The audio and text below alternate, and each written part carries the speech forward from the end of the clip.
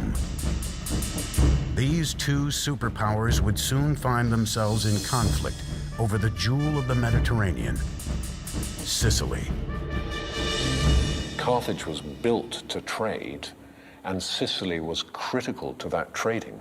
Why? Because it's right bang slap in the middle of the most important shipping lane in the world. Whoever controls Sicily controls these vital trade routes. The Romans saw the enormous riches that Carthage could command, and it started to just elbow into them. And the Carthaginians nudge back and say, hang on, we were there first. Please, as it were, get your tanks off my lawn.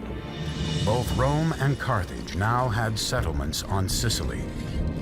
This tension would trigger a series of wars that would rock the ancient world. The Romans saw Carthage as a spear pointed at the very heart of Rome and at their own burgeoning trade empire. So, of course, they felt they had to eliminate it. They would come to be known as the Punic Wars, named after the Roman word for the Phoenicians.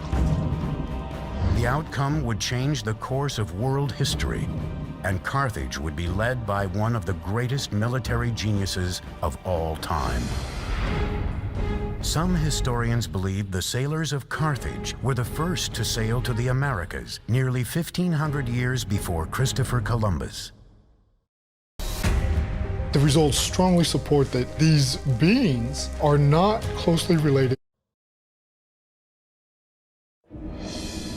At the beginning of the 3rd century BC, the Republic of Rome is called down into southern Italy by a Greek town to help that town against pirates. Now, it's not long after that the two Sicilian cities get at it. One of them, Messina, originally asked Carthage for help, but then they go, nah, let's ask Rome, because they're closer, probably a better deal. Syracuse fights Messina and Rome one battle, quits, gives up, turns himself over to Rome, and Rome, in the span of decades, has all of southern Italy and eastern Sicily. This really POs Carthage, and thus begins the First Punic War. And the outcome of this war will not only decide who owns Sicily, but who's going to be ruler of the entire southern Mediterranean Sea. 264 BC, Rome and Carthage begin the First Punic War. 17 years later, the two sides are still deadlocked in a bloody slugfest.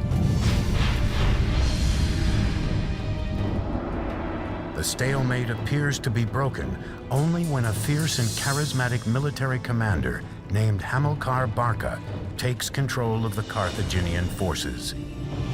Hamilcar was the first great general of the Carthaginian Empire. He's the man with charisma. He's the man who knows how to get the job done, how to save their coals from the fire.